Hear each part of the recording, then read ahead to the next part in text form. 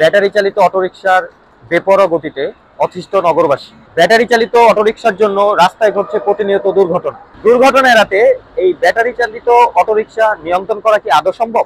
আসুন আমরা জেনে আসি কি বলছে চালকেরা। আমার নাম মোহাম্মদ মিলন মিয়া, আমি মহাখালীতে থাকি। আমি 7 বছর ধরে রাইড শেয়ার করি। তো রাইড শেয়ার করতে আগে কোনো সমস্যা হয় না, কিন্তু ইদানিং যে প্রবলেমগুলো হচ্ছে, এই যে অটো রিক্সার যে প্রবলেমগুলো, ওনারা তো প্রশিক্ষণের সমস্যা। আমাদের প্রথম সমস্যা হচ্ছে প্রশিক্ষণ নাই, ওনারা রুট সাইন বুঝে না, ইন্ডিকেটার নাই, লুকিং গ্লাস নাই, ডান সাইড বাম সাইড এগুলো বুঝে না।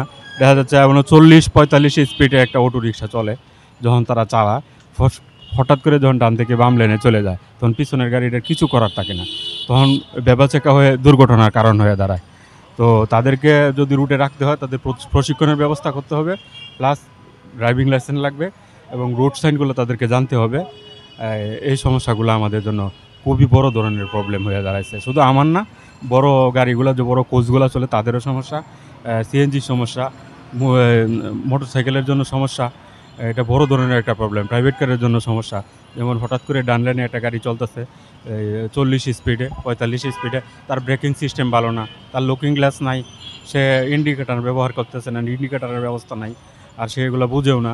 যখন ডান থেকে বামে চলে যায়, তখনই দুর্ঘটনার কারণ। এটা বড় অতি দ্রুত অবিলম্বে এটা ব্যবস্থা নেওয়া উচিত। আমি সিএনজি চালাই। আচ্ছা, আপনি যে ব্যাটারি চালিত অটোরিকশার কারণে রাস্তাঘাটে চলাচলে আপনার কোনো সমস্যা হয় কি? বিশাল সমস্যা হয়। শুধু সমস্যা না, প্রতিদিন আমার চোখের সামনে 7টা-8টা করে অটোরিকশা মানুষের ঠ্যাং ভেঙে ফেলাইতেছে, মানুষের শরীরের উপর উঠে যেতেছে, দোকানের মধ্যে উঠে যেতেছে, আমার গাড়ির মধ্যে মাইরে যেতেছে।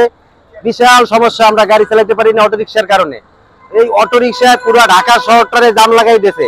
কোনো বিএপি মানে না, কোনো মানুষ মানে না, কিচ্ছুই মানে না। তাদের ব্রেক নাই, তাদের সবকিছু চলো, তারপর তারা আমাদের সাথে পাল্লা দিয়ে গাড়ি চালায়, প্রতিদিন দুর্ঘটনা বাড়াচ্ছে। আমি মনে করি অটোরিকশা মেইন রোডে বন্ধ করে দেওয়া উচিত, মেইন রোডে উঠতে দেওয়া উচিতই না।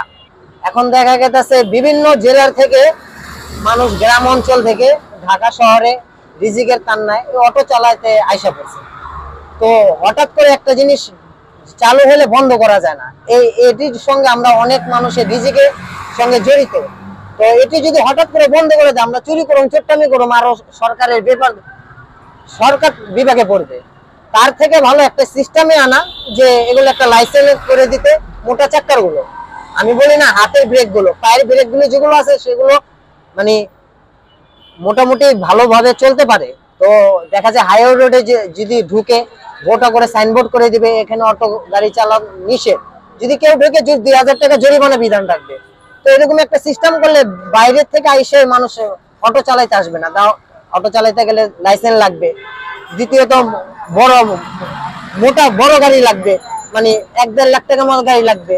রিস্কার ভিতরে মানুষ বিভিন্ন সময় অ্যাক্সিডেন্ট হচ্ছে। আজকাল টিএসির ভিতরে একটা দেখলাম, অটো ডাইরেক্ট অটো হয়ে গেছে বৃষ্টির পানিতে ভিজে, মানে ধাম ধুম আশেপাশে যা আছে সবাই মানে আহত করে এরকম একটা অ্যাক্সেস করছে।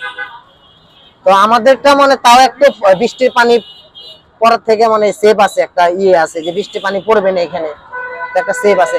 এরকম করে বিবেচনা করা দরকার আসলে, কারণ এটির সঙ্গে আমরা অনেক মানুষ জড়িত। রিজিকের কান্নায় মনে করেন এগুলো বেরিয়েছে। হঠাৎ করে তো সবকিছু বন্ধ করা যায় না, একটা সিস্টেমের মাধ্যমে হলে কমবে। কোনো জিনিস তো বন্ধ করা যায় না, কমে যাবে আর কি। অটোরিক্সা চালাই আমাদের নিজেদের দোষে, এবং মানে গতি যত দূর, আমাদের ব্রেকের ক্ষমতা অনেক কম। মানে আমাদের গাড়ির গতি হচ্ছিল 50-45 গতি স্পিড ওঠে, কিন্তু আমাদের ব্রেকের ক্ষমতা নেই। দেখা যাচ্ছে যেখানে ব্রেক করা দরকার সেখানে ব্রেক না হয়ে আরেক জায়গায় গাড়ি ব্রেক হয়, ধাম করে যা আরেক গাড়ির লগে লাগে। দেখা যাচ্ছে হুন্ডার লগে লাগে, প্রাইভেটের লগে লাগে।